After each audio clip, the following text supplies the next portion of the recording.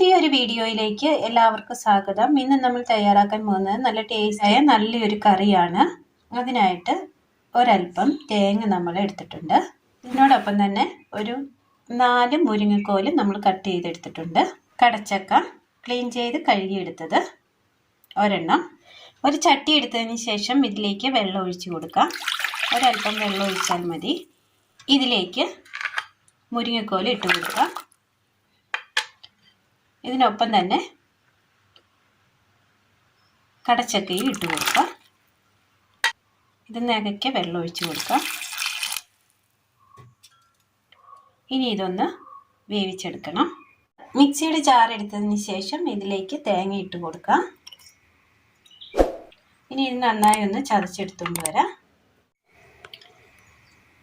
നന്നായി ഒന്ന് ചതച്ചെടുത്തിട്ടുണ്ട്. ഇതിൽ നിന്ന് നമുക്ക് പാലൊന്ന് പിഴിഞ്ഞെടുക്കാം.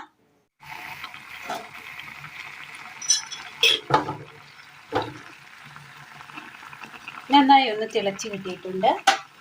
ഇനി ഇതിലേക്ക് തേങ്ങയുടെ 2ഉം 3ഉം പാലൊഴിച്ച് കൊടുക്കാം.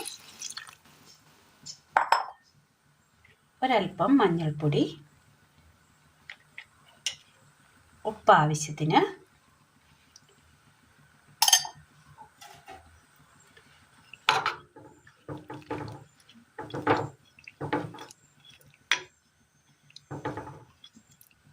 രണ്ട് പച്ചമുളക്,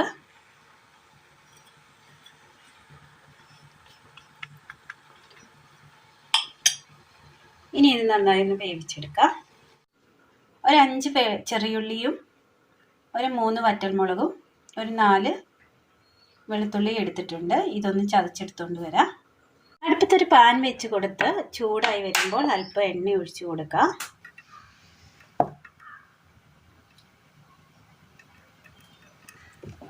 എണ്ണയിലേക്ക് കടുകിട്ട് കൊടുക്കാം.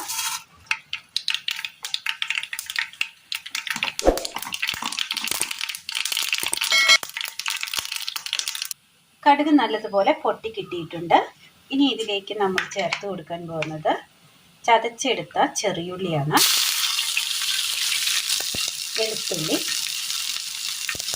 വറ്റൽമുളക്,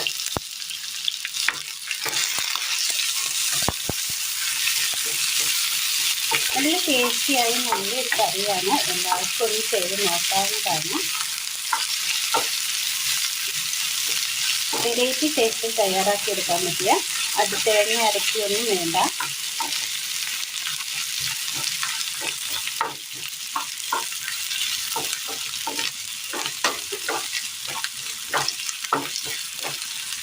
ഒരു പിഞ്ച് പെരുംജീരകം കൂടി ചേർത്ത് കൊടുത്തിട്ടുണ്ട്.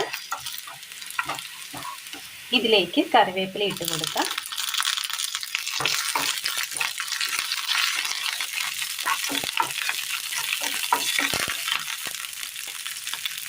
ഒരൽപ്പം മല്ലിപ്പൊടി,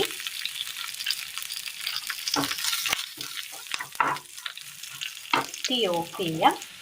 ഒരൽപ്പം മഞ്ഞൾപ്പൊടി കൂടി ചേർത്ത് കൊടുക്കാം. തീ ഓഫ് ചെയ്തതിന് ശേഷം ആ ചട്ടിയുടെ ചൂടിൽ കിടന്ന് അതൊന്നും പൊടികളൊന്നും മൂത്ത് കിട്ടിയാൽ മതി.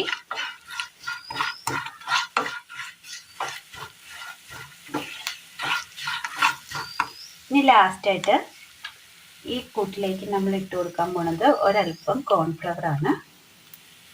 ഒരു 1/4 സ്പൂണ് കോൺഫ്ലവർ കൂടി നമ്മൾ ചേർത്ത് കൊടുത്തിട്ടുണ്ട്.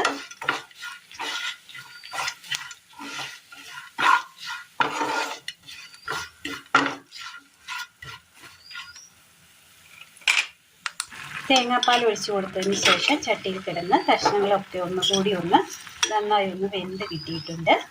ഇനി ഇതിലേക്ക് നമ്മൾ മൂപ്പിച്ചെടുത്ത മസാല കൂടി ചേർത്ത് കൊടുക്കാം. നന്നായി മിക്സ് ചെയ്യാം.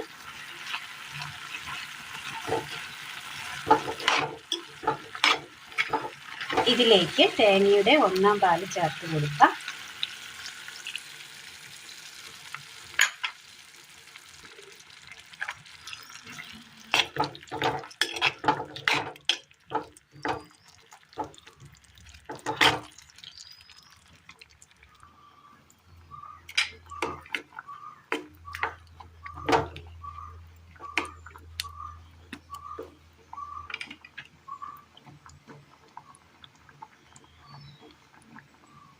അപ്പോൾ നമ്മുടെ കറി റെഡി ആയിട്ടുണ്ട്. വളരെ സിമ്പിളായിട്ട് പെട്ടെന്ന് തേങ്ങയൊന്നും അരയ്ക്കാതെ തന്നെ നമുക്ക് തയ്യാറാക്കിയെടുക്കാൻ പറ്റിയ നല്ല ടേസ്റ്റിയായ നല്ലൊരു കറിയാണ് ഇന്ന് നമ്മൾ തയ്യാറാക്കിയത്. ചോറിന് ഒഴിച്ചു കൂട്ടാൻ നല്ല ടേസ്റ്റിയായ നല്ലൊരു കറിയാണ്. എല്ലാവരും അപ്പോൾ ഒന്ന് ചെയ്ത് നോക്കണം. വീഡിയോയെക്കുറിച്ചുള്ള അഭിപ്രായങ്ങൾ കമൻറ്റ് ബോക്സിൽ അറിയിക്കുവാൻ മറക്കരുത്. അപ്പോൾ ഇന്നത്തെ വീഡിയോ എല്ലാവർക്കും ഇഷ്ടമായി എന്ന് വിചാരിക്കുന്നു. ഇഷ്ടമായ ലൈക്ക് ചെയ്യാനും ഷെയർ ചെയ്യാനും സബ്സ്ക്രൈബ് ചെയ്യാനും മറക്കരുത്. താങ്ക്